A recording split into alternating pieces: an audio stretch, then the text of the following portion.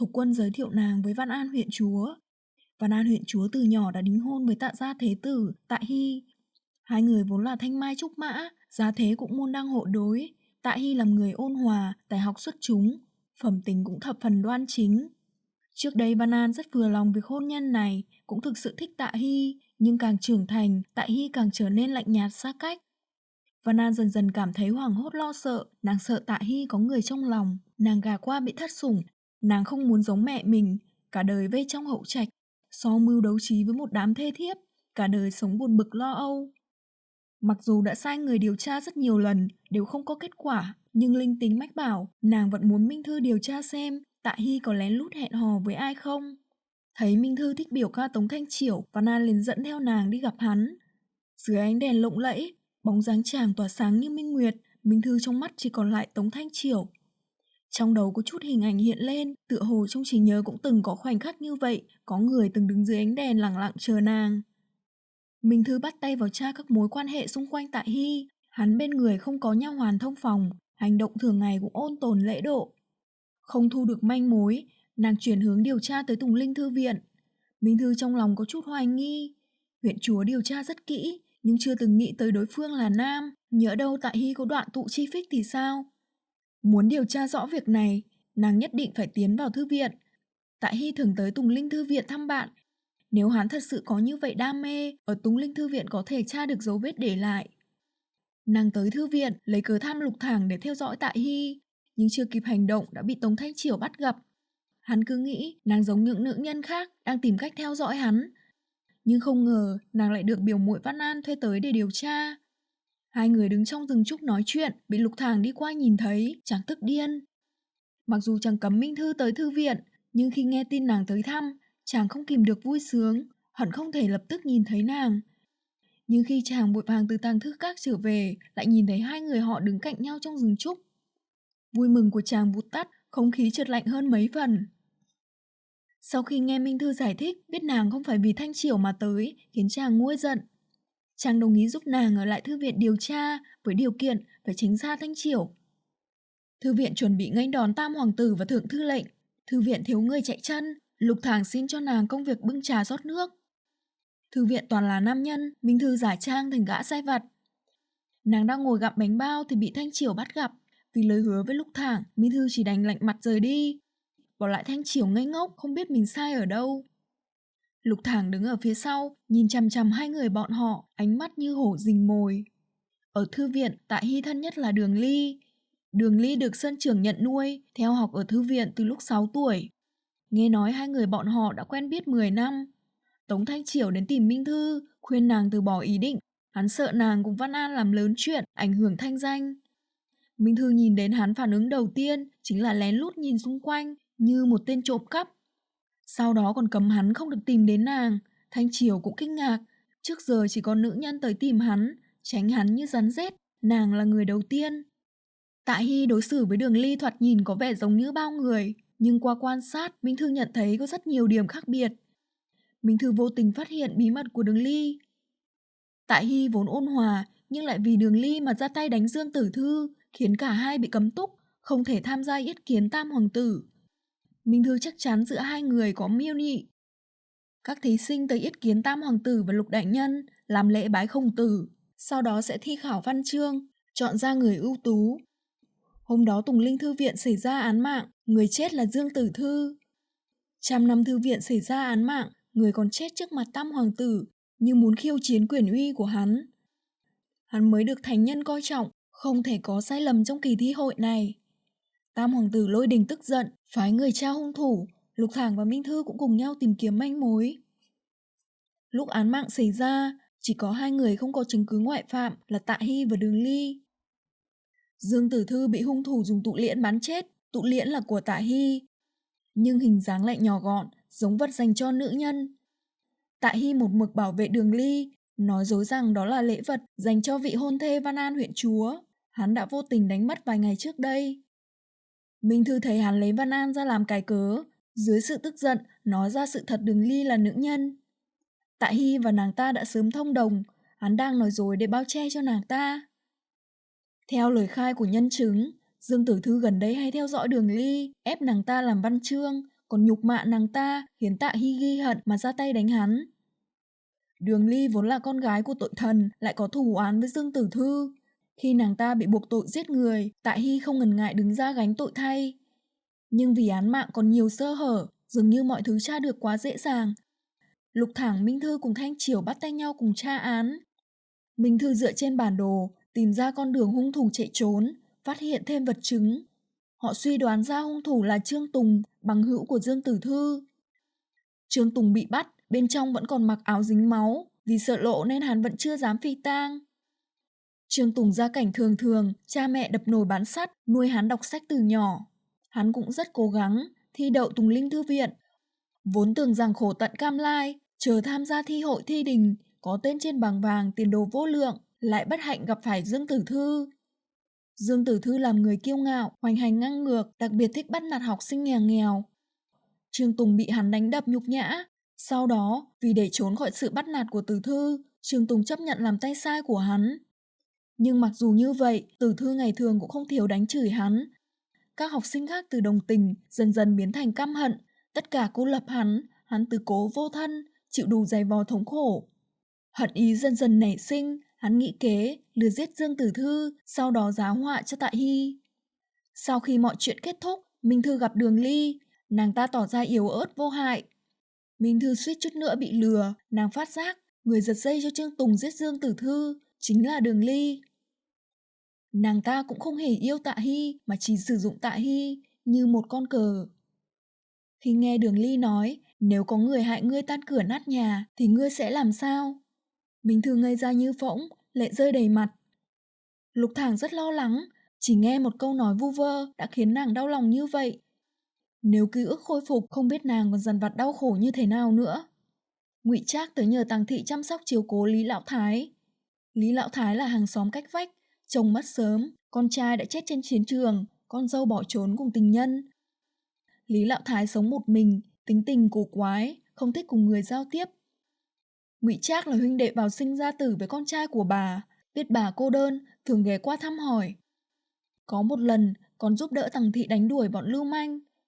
Biết họ là hàng xóm, nên tới nhờ bà chăm sóc Lý Lão Thái. Minh Thư âm thầm mai mối Tằng Thị và Ngụy Trác, khiến Tằng Thị vừa giận dữ, lại xấu hổ. Sau khi nghe kể lại mọi chuyện xảy ra ở thư viện, Minh Thư khuyên Văn An nên từ hôn với Tạ Hy. Văn An quyết định tác thành cho đôi uyên ương mệnh khổ. Nàng muốn cho cả thiên hạ biết họ không biết xấu hổ như thế nào. Nàng muốn bọn họ thân bại danh liệt để bồi thường cho tình cảm và sự tín nhiệm của nàng hơn 10 năm qua. Ba người uống đến say mềm, Lục Thảng về nhà thấy Minh Thư say khướt, chàng tức tối bế nàng về phòng. Minh Thư trong cơn say ôm cổ chàng nhưng lại gọi tên Thanh Triểu. Lục Thảng chưa bao giờ cảm thấy hụt hẫng như vậy. Sau khi án mạng ở Tùng Linh Thư viện được truyền ra, chuyện gian díu của Đường Ly và Tạ Hy cũng không thể giấu nổi. Dưới sức ép của dư luận, cha mẹ Văn An cầu thánh nhân ban chỉ từ hôn. Tạ Hy bị tước đoạt thế tử thân phận, biếm làm thứ dân, suốt đời không được tham gia khoa cử. Sắp tới thi hội, Lục Thảng về nhà ôn thi, chàng mơ thấy nàng phục hồi ký ức còn buông lời quyết tuyệt. Vì quá hốt hoảng nên ôm ghì lấy nàng. Chàng nhìn nàng đầy ôn nhu, nhưng Minh Thư lại cứ nhắc tên Thanh Triểu, chàng lập tức đen mặt giận dỗi. Kỳ thi mùa xuân sắp tới, khắp kinh thành bao phủ không khí khẩn trương náo nhiệt. Minh Thư cùng Tằng Thị chuẩn bị đồ cho Lục Thảng đi thi. Nàng còn đi chùa bái Phật, cầu cho chàng một lá bùa hộ mệnh. Trên mặt chàng ghét bỏ, nhưng trong lòng lại vô cùng vui sướng trước sự quan tâm của nàng. Mỗi lần xa xa nhìn Tống Thanh Triểu, tim Minh Thư không kiềm chế được rung động, nhưng cứ tới gần hắn thì lại không có cảm giác gì, nàng cũng không biết tại sao lại như thế. Lục Thảng thấy Minh Thư đưa cho Thanh Triểu một lá bùa hộ mệnh, con người chàng dần ảm đạm, hóa ra chàng không phải là duy nhất. Minh Thư cùng Thục Quân và Văn An mở một cửa hàng trang sức. Tằng Thị cho nàng 4 bức bình phong bà tự tay thêu, vốn dĩ cất làm sính lễ cho Lục Thảng, nhưng lại lấy ra cho Minh Thư làm bảo vật trấn điếm. Lục Thảng từ trường thi trở về, liền ném trả bùa hộ mệnh cho Minh Thư, chàng mới không cần đồ vật giống người khác. Minh Thư cười chàng nhỏ mọn, chạy về phòng lấy bộ áo dài đỏ cho chàng. Minh Thư nói nếu chàng không cần thì nàng sẽ cho Thanh Triểu. Lục Thảng liền vội vàng cướp đi. Khi nhìn thấy chàng mặc áo đỏ, Minh Thư thoáng sửng sốt, trái tim tựa hồ bị đụng phải một chút, đột nhiên cảm thấy kỳ quái. Hình ảnh trước mắt phảng phất cũng ở trong mộng xuất hiện qua rất nhiều lần. mịt mờ mà lại vui sướng chờ mong. Nàng đột nhiên tỉnh táo, thầm nhủ không được suy nghĩ miên man, đây chính là ca ca của nàng. Hai huynh muội cùng đặt tên cho cửa tiệm, Minh Thư chọn tên Mãn Đường Huy. Khi giúp Minh Thư viết tên biển hiệu, Lục Thàng suýt chút nữa thì không kìm được mà hôn nàng. Chàng cảm thấy mình đang rơi vào chính cái hố mà mình đã tạo nên. Văn An mời Minh Thư cùng đi phùng đài Thường Xuân. Lục Thàng thấy nàng hứng thú, liền đồng ý đi cùng, còn tự tay làm diều cho nàng chơi. Nàng muốn chàng vẽ diều mỹ nhân, chàng lại vẽ nàng. Minh Thư ôm con diều, yêu thích không buông tay, trên mặt tươi cười không dứt. Lục Thàng cảm thấy nàng vui vẻ, trên môi cũng bất giác mỉm cười. Thanh Chiểu đứng dưới cây hoa đào nở rộ, hoa rụng như mưa. Tống Thanh Chiểu mặc quần áo màu lam, ôn nhu tuấn nhã. Minh Thư hoảng hốt, tim đập liên hồi. Thanh Chiểu tặng Minh Thư một con diều, làm quà đáp lễ cho lá bùa hôm trước. Dưới cái nhìn chăm chú của Lục Thàng, Minh Thư sợ hãi không dám nhận. Tăng Thị xuất thân từ Tuyên Châu, gia cảnh bình thường, kỹ năng thêu thùa xuất sắc, nổi tiếng Giang Nam. Ngoại hình lại xinh đẹp, rất nhiều người tranh nhau cầu thú, nhưng ca ca và tẩu tẩu lại là người hám lợi, muốn cho bà đi làm vợ kế. Tăng Thị tìm cơ hội bỏ trốn, nhảy sông tự vẫn. Bà được Lục Viện Xuyên cứu, sớm chiều gặp gỡ, phát sinh tình tố. Lục Viện Xuyên ngỏ ý muốn cưới bà gật đầu đồng ý. Nhưng bà không biết, Viện Xuyên chỉ là tên tự, hắn tên đầy đủ là Lục Văn Hãn, là Lục gia con út, hắn lừa bà. Lục gia là Tuyên Châu nổi tiếng quan lại thế gia, ba đời làm quan, sớm đã rời vào Biện Kinh. Năm đó, Lục Văn Hãn ở Kinh Thành gây ra đại họa. Vì bình ổn tai họa, trong nhà trưởng bối mới quyết định đưa hắn về Tuyên Châu, vừa là khiển trách, cũng là từ bỏ hắn. Sau khi thành thân, hai người trải qua những ngày tháng ngọt ngào hạnh phúc. Tăng Thị mang thai, sinh hạ Lục Thàng. Khi Lục Thàng 2 tuổi, Lục gia từ Biện Kinh tới tìm Lục Văn Hãn. Huynh trưởng của hắn đột ngột ngã ngựa mà chết, trong nhà không còn người thừa kế, cha mẹ hắn muốn đưa hắn hồi kinh. Khi đó bà mới biết mình bị lừa, Lục gia không chấp nhận bà, nói bà chỉ là ngoại thất. Dưới sự giận dữ, bà yêu cầu hòa ly. Lục gia muốn cướp đi Lục Thàng, bà liền mang theo chàng bỏ trốn, tha phương cầu thực, một đường chạy trốn tới Giang Ninh, cho tới khi gặp được mẹ của Minh Thư. Hôm đó Lục Văn Hãn tới gặp Tăng Thị, hắn muốn cho Lục Thàng và Minh Thư nhận cha, nhập tên vào gia phả. Lúc hòa ly, Tăng Thị vốn đang mang thai, nhưng vì chạy trốn quá vất vả, cái thai đã bị sẩy. Nhưng để tiện che giấu thân phận cho Minh Thư, nên bà cũng mặc cho Lục Văn Hãn hiểu nhầm. Khi Lục Thàng nghe được sự thật về cha mình, chàng thức trắng cả đêm. Nhìn chàng như vậy, Minh Thư cảm thấy trong lòng đau xót, tiến lên ôm chàng vào lòng. Thấy Thanh Chiểu thân thiết với Minh Thư, mẹ của Thanh Chiểu, quốc công phu nhân Hứa Thị, tỏ vẻ không vui. Gia thế quá chênh lệch khiến cái nhìn cũng trở nên bắt bẻ. Bà phái người hầu đi cảnh cáo Minh Thư, nghèo hèn thì nên biết thân biết phận mà tránh xa Thanh Chiểu. Dưới sự giận dữ, Minh Thư tuyên bố, càng cản nàng càng muốn gả cho Thanh Chiểu. Lục Thàng không kìm được ghen ghét, chàng đã dần dần hiểu ra, có chút tình cảm, một khi bắt đầu liền không thể kìm hãm né tránh. Lục Thàng đã nhận ra quyết định lúc trước của chàng có bao nhiêu ngu xuẩn. Huynh muội danh phận khiến Minh Thư không còn yêu chàng, nhưng lại khiến chàng siêu lòng vì nàng. Đúng là báo ứng, là ca ca của nàng, hắn không thể thân mật, cũng không có quyền ghen ghét. Lục Văn Hãn là cận thần, được thánh nhân trọng dụng, vị thế rất cao, đến cả Tống lão quốc công cũng phải nịnh nọt hắn. Vậy mà Hứa Thị lại sai người hầu, nhục nhã con gái của hắn. Hứa Thị làm quốc công phu nhân nhiều năm, chưa từng nghĩ có ngày sẽ nhục nhã như vậy. Không những bị cha chồng, trượng phu gian dạy, còn bị nhi tử ghét bỏ. Bà giận dỗi bỏ đi, qua Vệ gia thăm bạn thân Đỗ Văn Hủy. Gần đây, Vệ gia có quỷ quấy phá, Vệ nhị phu nhân Lưu Thị tới tìm Minh Thư nhờ nàng trừ tà. Minh Thư vốn muốn từ chối, nhưng vì tiền công cao nên ngậm ngùi đồng ý. Minh Thư đang chuẩn bị tìm cách trà trộn vào Vệ phủ, thì Thanh Chiểu tới, thay mặt Hứa Thị xin lỗi nàng. Thanh Chiểu tươi cười với Minh Thư, làm Lục Thàng muốn bóp nát chén trà. Nhìn hắn đầy mặt ôn nhu, như kẻ cắp mơ ước nhà mình bảo bối, chàng hận tới nghiến răng. Minh Thư mang theo Lục Thàng tìm hiểu tin tức Vệ phủ.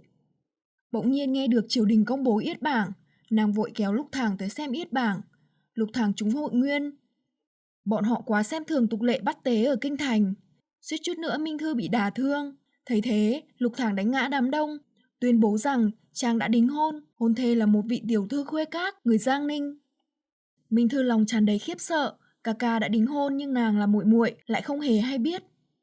Nàng về nhà gặng hỏi Tăng Thị nói cô nương đó họ Giản, từng yêu thương Lục Thảng nhưng lại bị chàng từ chối. Sợ kích thích tới Minh Thư, Lục Thảng không dám nhiều lời. Có lẽ vẫn chưa tới lúc làm nàng khôi phục ký ức. Minh Thư giả trang thành nữ quan, tiến vào vệ gia. Vệ Hiến khống chế vệ gia, tất cả người hầu trong phủ đều là người của hắn. Ngay cả người hầu cận phu nhân Văn Hủy là Lương Mụ Mụ cũng là người của Vệ Hiến. Nửa đêm hôm đó, Minh Thư đi theo tiếng khóc tới núi Giả tìm kiếm. Khi biết thủ phạm là mèo hoang, nàng định bắt lấy làm chứng cứ, lại bắt gặp Hứa Thị bị một bóng ma theo đuổi. Bà khóc lóc chui vào núi Giả cầu cứu Minh Thư. Hứa Thị sợ tới mức xón cả ra quần, Minh Thư đành phải trấn an, giúp bà che giấu sự xấu hổ. Sau đó, Hứa Thị kể cho nàng nghe chuyện cũ của vợ chồng Vệ gia. Lúc còn trẻ, Hứa Thị, Văn Hủy và mẹ của Văn An là bạn thân. Đỗ Văn Hủy tính tình rộng rãi hào phóng, trong kinh rất nhiều thiếu niên âm thầm ái mộ. Nhưng bà lại nhìn trúng Vệ Hiến. Hơn 20 năm trước, Vệ Hiến chỉ là một quân sĩ, nhưng vẻ ngoài lại anh tuấn, võ công cao cường, cùng đa số thiếu gia nhà quan lại bất đồng. Trong một lần tham gia yến hội, có thích khách lèn vào ám sát, Đỗ Văn Hủy được Vệ Hiến cứu, hắn lại bị thương, suýt mất đi tính mạng. Sau kiếp nạn đó, Văn Hủy thầm thương trộm nhớ Vệ Hiến. Hai người dần dần qua lại nhiều hơn, Vệ Hiến chiếm hữu dục quá lớn, chỉ cần có nam nhân nào cùng Vệ Hủy tiếp xúc đều bị hắn trả thù. Nhưng tuổi trẻ, kiến thức nông cạn, Văn Hủy lại cứ nghĩ là do hắn quá yêu mình, tin vào lời ngon ngọt mà hứa gả cho hắn. Nhưng gia thế khác nhau một trời một vực, hôn nhân này rất khó để thành đôi. Văn Hủy một lòng muốn gả cho Vệ Hiến, bỏ ngoài tai bao lời khuyên bảo, cùng cha mẹ bất hòa, còn tìm đến cái chết để ép buộc bọn họ đồng ý. Cũng chính vì như thế, Đỗ gia đoạn tuyệt quan hệ với Văn Hủy. Sau khi thành thân, Vệ Hiến rất ít khi cho Văn Hủy ra ngoài, dần dần bạn bè qua lại cũng ít đi. Mỗi lần nhìn thấy Văn Hủy cũng là bộ dáng tiều tụy, gầy ốm, trên tay tràn đầy vết thương. Dần dần, nha hoàn bên người Văn Hủy bị Vệ Hiến đuổi đi, thay bằng người của hắn. Hứa Thị trong lòng lo lắng, nhưng tìm hiểu cũng không biết đã xảy ra chuyện gì. Sau này, Đỗ gia lụn bại, Văn Hủy mang thai, đứa trẻ mới sinh ra đã chết non, người càng ngày càng trở nên ngây ngốc, trầm mặc. Vệ Hiến hay tỏ ra thâm tình, ngoài mặt thường tỏ ra yêu chiều, thương tiếc Vệ Hủy, nhưng sau lưng lại ngầm giam lỏng, cầm tù. Hắn nạp mấy phòng tiếp thất, thậm chí có cả kỹ nữ Thanh Lâu. Hóa ra người trước mắt là mẹ của Thanh Chiểu, nhưng bà lại không biết rằng nàng chính là Lục Minh Thư, người mà bà từng buông lời ghét bỏ. Hai người chưa từng gặp mặt, Minh Thư lại sợ ảnh hưởng tới Lục Thảng, nên vẫn chưa dùng tên thật. Không ngờ đánh bậy đánh bạ, nàng lại giúp đỡ Hứa Thị. Còn thấy được bà vì sợ hãi mà đái dầm. Minh Thư không dám để lộ thân phận, sợ Hứa Thị thẹn quá hóa giận. Khi nghe Hứa Thị oán trách Thanh Chiểu đòi cưới nàng làm vợ, Minh Thư lòng tràn đầy khiếp sợ. Tống Thanh Chiểu vậy mà lại thừa nhận với cha mẹ là hắn thích nàng. Sau khi tra hỏi người hầu, Minh Thư dần có suy đoán về việc nháo quỷ, nhưng nàng không muốn nói ra sự thật, dự định trả lại tiền cọc, từ bỏ công việc này. Nhưng sáng hôm sau, nàng lại nghe tin về cái chết của Vệ Hiến. Nàng tiến tới hiện trường vụ án, gặp Cấm lĩnh thống quân Ngụy Trác. Lúc biết địa vị của Ngụy Trác, Minh Thư cũng không khỏi giật mình. Ngụy Trác sai người tới Khai Phong phủ báo án. Khai Phong phủ có vị tiểu thần thám, tên gọi Ứng Tầm. Ứng Tầm sau khi tới, kết luận Minh Thư là kẻ lừa đảo, giả thần giả quỷ, cấu kết với Lư Thị làm việc xấu.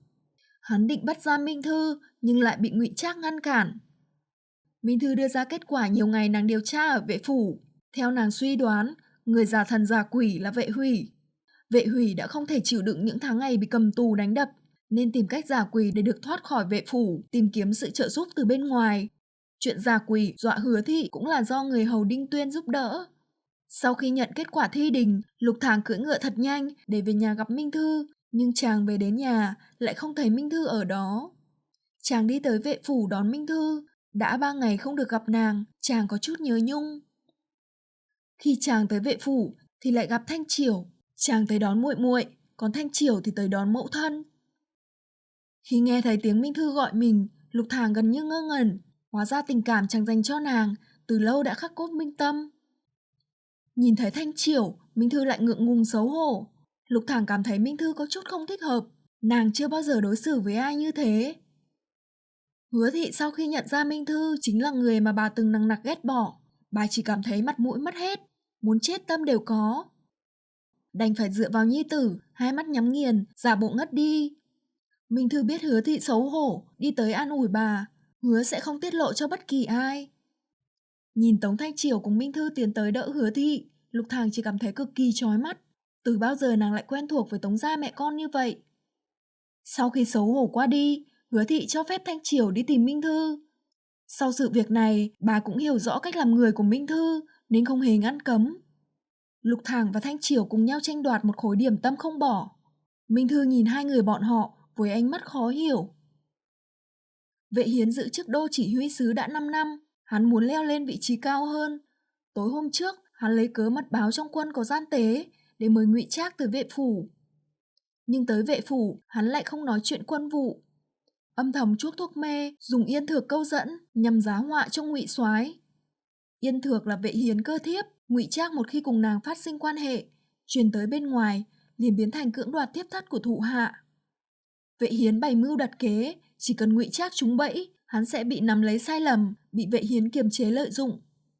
Nhưng kẻ hèn một ly rượu có lẫn thuốc mê, há có thể giấu giếm được Ngụy Trác. Dùng loại thủ đoạn bị ổi này để đối phó hắn, quả thực là một sỉ nhục. Ngụy Trác muốn lừa lấy tình báo từ Vệ Hiến nên cũng không chọc phá, chỉ âm thầm đánh cháo 2 ly rượu. Ly rượu chứa thuốc mê bị Vệ Hiến uống phải, hắn cảm thấy sự thành, liền lấy cớ rời đi, chỉ để lại Ngụy Trác cùng với Yên Thược ở trong yến tiệc. Đến tận sáng hôm sau mới có người phát hiện Vệ Hiến đã chết. Đêm đã khuya, án mạng đã được Khai Phong phủ tiếp nhận, Minh Thư theo Lục Thàng về nhà. Sau khi nghe Thanh Triều ngỏ ý, xin phép muốn theo đuổi Minh Thư, Lục Thàng ngay lập tức từ chối. Gia thế địa vị tài học toàn bộ đều là mây bay. Chàng cùng Tống Thanh Triều chi gian lớn nhất khác biệt ở chỗ Tống Thanh Triều có thể đường đường chính chính thừa nhận tình ý, mà chàng không thể. Quyền lợi lựa chọn là của Minh Thư, quan trọng nhất nàng có tình cảm với ai. Mà chàng lại là ca ca của nàng, phần thắng thấp đến đáng thương. Bởi vì Minh Thư vĩnh viễn không có khả năng yêu ca ca của mình. Hôm sau thánh chỉ tới, Lục Thàng trở thành tân khoa Trạng Nguyên. Chàng khắc khổ đọc sách 10 năm, chỉ chờ giây phút này. Không biết vì sao, Minh Thư lại muốn khóc. Minh Thư đột nhiên lâm bệnh, sốt cao không ngừng. Sau khi ăn cháo uống dược xong, lại nôn hết ra ngoài. Lục Thàng bận trước bận sau chăm sóc nàng. Nhìn thấy nàng như vậy, chàng không thể bình tĩnh. 20 năm qua, lần đầu tiên chàng biết tới cảm giác lo sợ, chân tay luống cuống. Minh Thư tỉnh lại, thấy Lục Thàng ngồi ngủ gật bên cạnh nàng. Trái tim tràn đầy ấm áp. Thật tốt khi có một ca ca như chàng. Lục gia phái người tới tặng vàng đưa bạc, còn tặng cả khế đất, muốn bọn họ dọn tới ở. Tăng thị nổi giận, nếu bà mà nhận lấy, thì chẳng khác nào thừa nhận thân phận ngoại thất. Vậy 20 năm qua, kiên trì của bà sẽ chỉ là một hồi chê cười.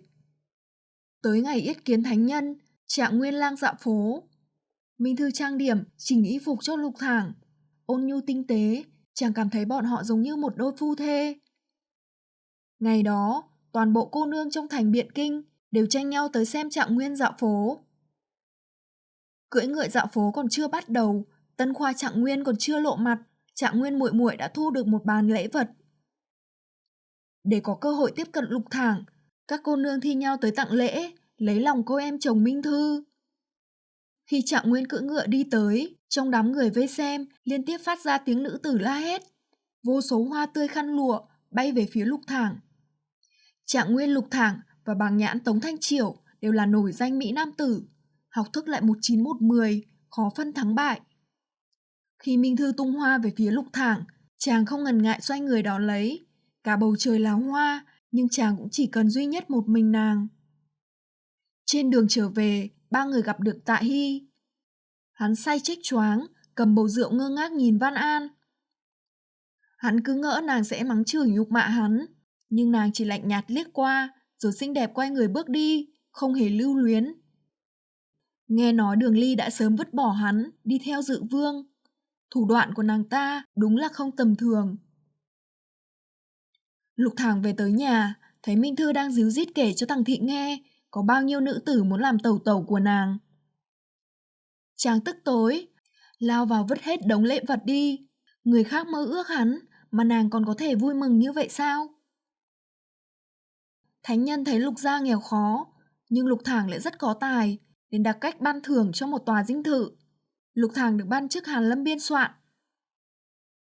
Minh Thư giúp Tằng Thị dọn nhà, mua thêm người hầu, sau đó nàng ghé qua vệ phủ. Nàng không thể hoàn thành công việc, cần thiết phải trả lại tiền cọc cho Lưu Thị. Vệ nhị lão gia Vệ Triều bị bắt, Lưu Thị hoang mang lo sợ, cầu xin Minh Thư cứu giúp, nhưng án này đã được Khai Phong phủ toàn quyền tiếp nhận, Minh Thư cũng không thể nhúng tay. Nàng cảm thấy Vệ Hiến chết, tất cả mọi việc trong phủ dường như đều bị Lữ Mụ Mụ chi phối. Bà ta vốn là người Vệ Hiến phái tới giám thị Văn Hủy. Đêm đó, người cuối cùng gặp Vệ Hiến, khả năng cao chính là Lữ Mụ Mụ. Nhưng theo điều tra, lúc Vệ Hiến bị giết, Lữ Mụ Mụ đang ở cạnh Văn Hủy. Hứa Thị mời mẹ con Minh Thư tới mẫu đơn yến. Minh Thư chưa kịp từ chối, bà đã nhanh chóng rời đi, chỉ ra lệnh cho Thanh Triều đưa nàng về. Hai người đang nói chuyện vui vẻ thì gặp Lục Thàng cưỡi ngựa tới đón Minh Thư. Lục Thàng nhìn Thanh Triều với ánh mắt lạnh lẽo. Hôm đó, Minh Thư nói với Lục Thàng, nàng cảm nhận được Thanh Triều thích mình, mà nàng cũng thường thường mơ thấy hắn, dù không thấy rõ mặt, chỉ nhớ đó là một người mặc áo màu lam, nhưng chắc chắn đó là Thanh Triều. Khi nghe tới đó, Lục Thàng ngỡ ngàng trong vui sướng, dù không còn ký ức, nhưng người nàng mơ thấy chắc chắn là chàng. Nàng vẫn còn yêu chàng, nhưng chàng lại không thể nói ra chân tướng. Chỉ một mực phản bác Minh Thư, rằng nàng không hề yêu Thanh Triều, người nàng mơ thấy cũng tuyệt đối không phải là hắn. Mang theo lòng áy náy vì không giúp được Lưu Thị, Minh Thư tới Khai Phong phủ dò hỏi tin tức. Ứng Tầm sắc mặt không tốt lắm, quan trên thúc giục, hắn vì Vệ Hiến án tử đã 2 ngày không ngủ yên giấc. Kỳ hạn kết án sắp tới, nhưng hắn vẫn không tìm được bằng chứng giết người. Vệ Triều là người bị hiểm nghi nhiều nhất, hắn có gây án động cơ, cũng có gây án cơ hội, thậm chí có người nhìn thấy hắn đi theo Vệ Hiến. Nhưng Ứng Tầm thầm có suy đoán khác, chỉ là chưa tìm được chứng cứ. Bọn họ đành chuyển hướng điều tra về nguyên nhân cái chết của hai người thiếp Hoàng Hạnh Chi và Vưu Thị. Sau nhiều trắc trở, họ nhận được lời chứng của Lý Đại Phu và Đỗ Văn Hủy. Vệ Hiến có bệnh kín do tổ tiên di truyền, sinh con ra sẽ bị dị dạng, toàn là quái thai. Đứa con đầu tiên của hắn và Văn Hủy là bẩm sinh ngu ngốc. Vệ Hiến vẫn chưa biết nguyên nhân, vì kéo dài hương khói, liền nạp 2 phòng tiếp thất. Trong đó, một người chính là Hoàng Hạnh Chi, người còn lại là Vưu Thị. Hai người cùng lúc có thai, đều là Lý Đại Phu thăm khám. Vưu Thị lâm bồn, sinh hạ một người con trai, lại là quái thai, mới sinh ra được 2 canh giờ lên chết non. Vệ Hiến giận dữ, đem Vưu Thị nhốt ở trong phòng, không cho ăn uống, Vưu Thị bị đói mà chết. Sau đó, Hoàng Hạnh Chi lâm bồn, nhưng đứa trẻ cũng là quái thai.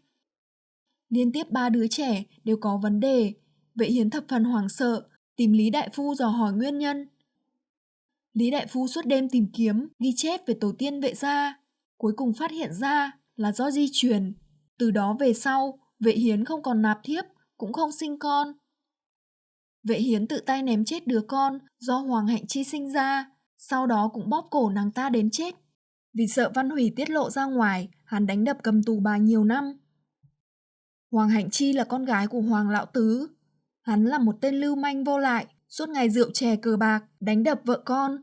Sau khi thiếu nợ cờ bạc, hắn liền lấy vợ ra để gán nợ. Chờ tới khi Hoàng Hạnh Chi trưởng thành, hắn liền bán nàng cho Vệ Hiến làm thiếp. Mà người vợ bị hắn bán đi, tên là Lữ Xuân Liên. Sau cái chết của Hoàng Hạnh Chi, Vệ Hiến cho Hoàng Lão Tứ một số tiền để bịt miệng. Hắn nhận tiền, tiếp tục ăn chơi đàng điếm. Vì để báo thù cho Hoàng Hạnh Chi, Lữ Xuân Liên xin vào vệ phủ làm người hầu. Lúc đầu, bà ta cứ ngỡ rằng Văn Hủy là người đã hại chết con gái mình. Bà thay Vệ Hiến giám sát cầm tù Văn Hủy, nếu không phải bị bà tố cáo, Văn Hủy đã sớm trốn thoát khỏi tay Vệ Hiến. Sau khi điều tra được hung thủ hại chết con gái mình là Vệ Hiến, bà âm thầm giúp đỡ Văn Hủy nghĩ cách giúp nàng thoát ra, cũng tìm kiếm cơ hội để tự tay đâm kẻ thù. Hôm Ngụy Trác tới vệ phủ, bà đứng ngoài bình phong chờ lệnh của Vệ Hiến. Khi bà trông thấy Ngụy Trác trao đổi 2 ly rượu, bà biết thời cơ của mình đã tới. Bà bám theo Vệ Hiến, chờ tới khi thuốc mê ngấm rồi vứt hắn xuống hồ. Minh Thư và Ứng Tầm tìm thấy Lữ Xuân Liên ở cửa hàng của Hoàng Lão Tứ. Kẻ thù giết con của bà đã chết, bà trở về để kết liễu kẻ làm cha đốn mặt đã hại chết con gái của bà. Lữ Mụ Mụ dùng dao đâm Hoàng Lão Tứ, bắt hắn thừa nhận tội lỗi trước bàn dân thiên hạ. Vì để ngăn cản bà, Ứng Tầm ra lệnh bắn tên, giết chết Lữ Xuân Liên. Nhưng mũi tên lại bị Minh Thư cản lại, nàng bị mũi tên xoẹt qua cánh tay, máu chảy đầm đìa. Lục Thàng vội vàng từ nha môn tới, chàng bừng bừng lửa giận, mặt lạnh như xương, ôm lấy Minh Thư cưỡi ngựa về nhà. Dù Minh Thư bị Lục Thàng cấm túc, nhưng nàng vẫn nghe được đồn thổi về vụ án của Lữ Xuân Liên. Sự việc được phơi bày, dẫn phát sự phẫn nộ của dân chúng, kinh động cả thánh nhân. Dù Lữ Xuân Liên giết người, chứng cứ vô cùng xác thực, theo luật sẽ là xử tử, nhưng về mặt tình cảm, bà giết người là vì báo thù cho thân nhân. Hành động của Hoàng Lão Tứ và Vệ Hiến chẳng khác nào heo chó. Dân chúng đồng tình phẫn nộ, quan thẩm phán cũng không dám kết tội, sợ sinh ra bạo loạn. Trong triều các quan đại thần chia làm 2 phái, Dự Vương cho rằng nên xử tử theo luật, quyết không nhẹ tha. Tam hoàng tử cảm thấy sự việc xảy ra có nguyên do, về tình cảm có thể tha thứ, nên giảm án. Dự Vương Triệu Cảnh Dương là Kim Thượng Thứ Trưởng Tử. Tĩnh Phi đã qua đời từ lâu, sau khi tròn 13 tuổi, hắn được phong vương, ly cung dọn tới Dự Vương Phủ. Tam hoàng tử là đích tử do hoàng hậu sở sinh, cả 2 vị hoàng tử đều được thánh nhân yêu thích và trọng dụng. Thánh nhân vốn lấy nhân trị quốc, trong lòng thiên hướng ủng hộ tam hoàng tử, nhưng lại cần một cái cớ để có thể thay đổi triều luật. Lục Thàng viết Vạn Dân Thỉnh Nguyện Thư, nêu rõ nguyên nhân, hậu quả của sự việc. Bút pháp của chàng khiến người nghe đồng tình bi phẫn. Vạn Dân Thư được dân chúng hưởng ứng kịch liệt, chỉ trong vòng 3 ngày đã thu được 100 trang chữ ký. Dân chúng trình lên Khai Phong Phủ, án tử cuối cùng cũng có kết quả. Lữ Xuân Liên bị phán lưu đày 3.000 dặm. Minh Thư dưới sự kích động tiến tới ôm lấy Lục Thàng, cảm ơn chàng đã giúp Lữ Xuân Liên. Sau khi tỉnh táo lại, nàng cảm thấy hành động của mình quá khinh nhờn, sợ ca ca trách phạt, nàng cố gắng tránh mặt chàng. Lý Lão Thái bệnh đến mơ hồ, chỉ một lòng trông ngóng con trai và con dâu trở về. Tằng Thị nhìn thấy cũng không kìm được thương tiếc, bà đành chấp nhận giả làm phu thê với Ngụy Trác để Lý Lão Thái có thể hoàn thành tâm nguyện. Lục Văn Hãn nhìn thấy Tằng Thị và Ngụy Trác đứng cạnh nhau thì không kìm được ghen ghét. Tuổi trẻ ông quá cao ngạo, dưới sự tức giận mới đồng ý hòa ly. Nhưng bao năm qua, ông vẫn luôn nhung nhớ Tằng Thị, mong ngóng được nối lại tình xưa. Nhưng hòa ly đã 19 năm, qua bao sóng gió khổ cực. Đối với Tằng Thị, Lục Văn Hãn chỉ là cha của con mình, không hơn không kém. Lục Văn Hãn tìm mọi cách để thân cận với Lục Thàng, nhưng đều bị chàng thẳng mặt từ chối. Chàng không cần vinh hoa phú quý của Lục gia, với chàng thì có mẹ và Minh Thư là đủ. Tới ngày tham gia yến tiệc của Quốc công phủ mà Minh Thư vẫn tránh mặt Lục Thàng, chàng nóng nảy tiến tới, đeo trường mệnh lũ cho Minh Thư, còn bắt nàng tự tay đeo cho chàng. Chàng nhiều lần nhắc nhở Minh Thư không được thân thiết với Thanh Triểu, cũng không được phép thích hắn. Lục Thàng từ khi đỗ trạng nguyên thì luôn được săn đón, những cô nương có ý với chàng đều tìm cách tiếp cận Minh Thư và Tằng Thị. Công bộ thượng thư Thiên Kim, Lư Tam Nương là một trong số đó. Nhưng vì Tằng Thị vốn là thường dân, lương thiện đôn hậu, chưa từng tiếp xúc với tầng lớp quý tộc nên dễ bị lợi dụng tính kế. Thấy Minh Thư rời đi, Lư Tam Nương liền xử kế, âm thầm đẩy ngã Tằng Thị, rồi lại ôn nhu tiến lên giúp đỡ. Nàng ta sai người báo tin dụ Lục Thàng tới, để Lục Thàng được chứng kiến cảnh nàng ta ôn nhu chăm sóc Tằng Thị, nàng ta còn cố tình đổ lỗi cho Minh Thư. Sau khi tra rõ sự việc, Minh Thư dùng kế thả ra tin tức Lục Thàng uống say để dụ Tam Nương tới, sau đó vạch trần mưu kế của nàng ta. Nàng không cho phép người tính kế lợi dụng Tằng Thị để có thể gả cho ca ca mình. Lục Thàng dưới sự trợ giúp của Tam hoàng tử bắt đầu điều tra án tử ở Giang Ninh. Vụ án diệt môn của Giản gia khiến triều đình cũng phải rung động. Cái dạng gì đạo phỉ mới có thể cường đại đến nỗi xông vào phủ thành một đường chém giết, diệt môn một nhà đại phú hộ vốn có rất nhiều hộ vệ canh giữ. Triều Đại An bao năm thái bình thịnh thế cũng là lần đầu tiên nghe thấy có chuyện như vậy xảy ra. Nhưng án tử đã kết, Sơn Phỉ đã bị Giang Ninh quân đánh tan, trùm thổ phỉ Tiêu Xuân Phát đã bị giết lúc trốn chạy. Quan viên cấu kết cùng Sơn Phỉ đã tự sát, Giang Ninh chi phủ, Giang Ninh chi huyện và các quan viên khác cũng bị điều tra và cách chức. Mọi chuyện cứ như đã được sáng tỏ, nhưng gia sản của Giản Gia lại không cánh mà bay. Theo hồ sơ vụ án, kể từ khi án phát sinh đến khi quan sai đuổi tới, chỉ vỏn vẹn trong vòng 3 canh giờ. Sơn Phỉ tìm được vị trí kho vàng, cướp đi tài vật, sau đó giết người phóng hỏa, lại còn có đủ thời gian chạy trốn ra khỏi thành. Thời gian quá ít, trừ khi Giản Gia có nội tặc sớm đã tiết lộ vị trí kho vàng. Ngoại trừ Minh Thư ra, Giản Gia đã chết 37 người, chỉ còn sót lại Chu Di Nương và đứa con trai chưa tìm thấy tung tích. Lục Thảng cảm thấy cần thiết phải tìm được Chu Thị. Chàng còn nhớ rõ, hôm đó gặp được Minh Thư, trên đường tới chùa Vân Hoa, tỷ nữ Tiểu Tinh Đỉnh vẫn luôn đi theo bên người nàng. Nhưng khi Minh Thư bị ngộ hại ở chùa Vân Hoa, xác của Tiểu Tinh Đỉnh lại được tìm thấy ở Giản Gia. Tất cả những lời khai của nghi phạm đều không hề nhắc tới sự việc ở chùa Vân Hoa. Sự việc càng ngày càng trở nên kỳ quái. Minh Thư gặp được Thanh Triểu, nàng thú nhận với hắn việc mình bị mất trí nhớ. Nàng luôn mơ thấy người giống như hắn nhưng lại không nhớ rõ là ai. Thanh Triểu vốn dĩ muốn bày tỏ tâm ý với Minh Thư, khi nghe nàng nói vậy thì ngập ngừng không đáp. Thanh Triểu cảm thấy Minh Thư cũng không hề giống mẹ con Lục Thảng. Chàng phái người về Giang Ninh điều tra quá khứ của Lục Thảng. Yến tiệc ngày hôm đó, Minh Thư biểu hiện rất đoan trang hào phóng, ngay cả Hứa Thị cũng phải lau mắt mà nhìn. Ngôn ngữ cử chỉ của nàng chẳng khác nào thiên kim gia đình hiền quý. Hứa Thị thúc giục Thanh Triều nhanh chóng cầu hôn, nhưng hắn lại cảm thấy sớm như vậy đi cầu hôn, khả năng cao sẽ bị từ chối. Cửa hàng Mãn Đường Huy đã nhanh chóng khai trương, Minh Thư tự tay thiết kế vàng bạc trang sức. Lô hàng đầu tiên, họ mang đi tặng Hứa Thị, mẹ của Lục Quân, Văn An và vài vị quý nhân. Rất nhanh, cửa hàng đã thanh danh lan xa. Khai trương 3 ngày, Mãn Đường Huy đơn đặt hàng đã kéo dài tận 3 tháng. Thánh nhân hạ chỉ, Tam hoàng tử Triệu Cảnh Nhiên tiếp nhận chức vụ khai phong phủ doãn. Lục Thàng trở thành thiếu phủ doãn, phụ tá cho Triệu Cảnh Nhiên. Dự vương luôn theo dõi đối thủ của mình. Tam hoàng tử muốn lật lại bản án ở Giang Ninh, chắc chắn sẽ không thể thoát khỏi tay mắt của hắn. Minh Thư cảm thấy Lục Thàng bắt đầu thay đổi, chàng thường xuyên có những hành động thân mật với nàng. Chàng thường nhìn nàng với ánh mắt sâu thẳm, khiến Minh Thư hãi hồn khiếp vía. Thanh Triểu nhận được tin tức từ Giang Ninh, Lục Thàng không có muội muội, Minh Thư họ Giản. Nàng là con gái duy nhất của Giản lão gia, cũng là người sống sót sau kiếp nạn diệt môn. Chân tướng đối với nàng quá mức tàn khốc. Thanh Triểu tìm gặp Lục Thàng, biết được lý do Lục Thàng thay đổi thân phận cho Minh Thư. Cả hai đều đồng ý không nói sự thật cho Minh Thư để tránh việc nàng trở về Giang Ninh mà lâm vào nguy hiểm. Nếu Giản Gia không gặp nạn, chờ tới lúc Lục Thàng đã công thành danh toại, nhớ tới nàng, có lẽ nàng cũng đã gả chồng sinh con. Nhưng sau bao nhiêu biến cố, chàng đã nhận ra tình cảm của mình, chàng sẽ không đời nào buông tay. Nhưng nếu dùng cửa nát nhà tan làm đại giới, đổi cho đời này duyên phận, chàng tình nguyện lựa chọn cả đời hối hận, tình nguyện nhìn nàng gả cho người khác cũng tốt hơn là phải nhìn nàng đối mặt với thảm họa diệt môn. Thanh Triểu là quốc công phủ đích tôn, Tống gia sẽ không cho phép hắn cưới con gái của thương hộ. Nếu Minh Thư không phải Trạng Nguyên muội muội, không phải thượng thư lệnh nữ nhi, mà chỉ là con gái của thương hộ, đã mồ côi cha mẹ. Hứa Thị có thích Minh Thư cũng đơn giản, chỉ là thích mà thôi. Lục Thàng lại khác, mẹ con họ yêu quý Minh Thư, không có lệ pháp câu thúc nàng muốn buôn bán hay làm gì cũng được. Lục Thàng cũng sẽ suốt đời chỉ yêu một mình nàng, không bao giờ nạp thiếp hưu thê. Hai người lại tranh cãi, cuối cùng cuộc tranh chấp kết thúc bằng một ước định, được sự việc được điều tra rõ, hai người sẽ công bằng thi đấu.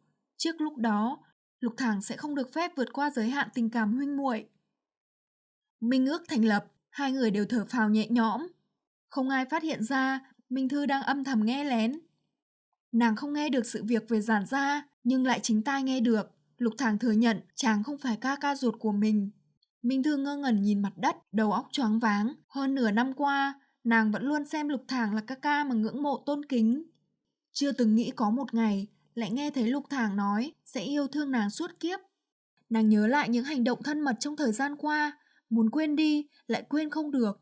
Nếu không phải là huynh muội, vậy thì nàng thực sự là ai? Tại sao bọn họ lại giấu giếm thân phận của nàng?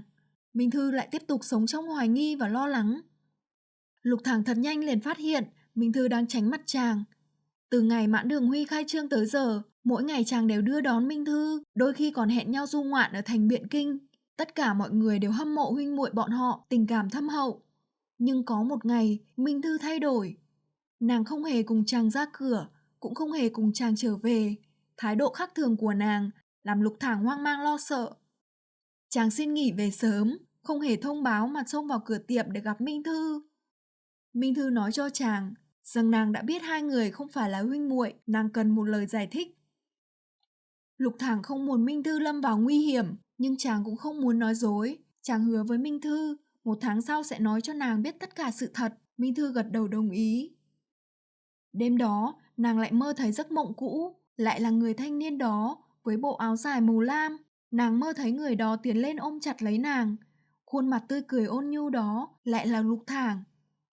Minh Thư vì quá hoảng sợ mà tỉnh giấc, từ ca ca biến thành phu quân, quả thật quá đáng sợ. Cuộc nói chuyện hôm đó không thể khiến quan hệ của bọn họ trở về như trước. Minh Thư không thể đối mặt với Lục Thảng, chỉ có thể tiếp tục trốn tránh.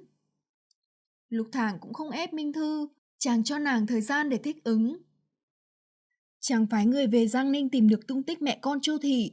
Vốn dĩ đã phái người âm thầm đưa mẹ con Chu Thị vào kinh, nhưng giữa đường lại gặp phải phục kích, cướp đi Chu Thị.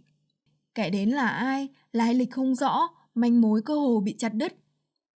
Sau khi tới thăm Lý Lão Thái, Minh Thư và Tằng Thị bị người theo đuôi đuổi giết. May mắn được Ngụy Trác cứu.